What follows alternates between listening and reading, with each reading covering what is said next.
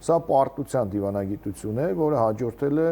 այլ պարտություններին եւ այդ իներցիան շարունակվում է։ Եվ սա ոչ թե զուտ ուղակի քննադատական այսպես հայտարարություն է, այլ սա փորձագիտական գնահատական է, որովհետեւ հակառակ պարագայում ինձ պետք է ցույց տան, թե որոնք են այն ձեռքբերումները, որոնք եղել են։ Եթե միայն թե չասեմ, որ սահմանին չեն կրակում, խաղաղություն է, որովհետեւ իրենց պետք եղած բոլոր բարձունքները վերցրել են Ջերմուկում, Վարդենիսում, Սյունիքում, բնականաբար այս պահին կրակելու երևի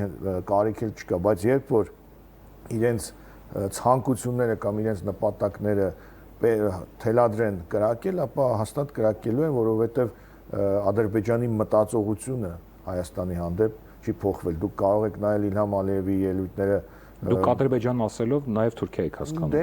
այս ընդհանուր հռետորաբանությունը Ալիևի ելույթներում մի կերպ իրեն զսպելով ինչ որ խոսում է խաղաղությունից, բայց մեկ էլ խոսում է, որ թշնամուն մենք ջարդեցինք, ազատեցինք եւ այլն, մեր հողերը եւ այլն։ Այսինքն պետք չէ զբաղվել ինքնախապկանքով։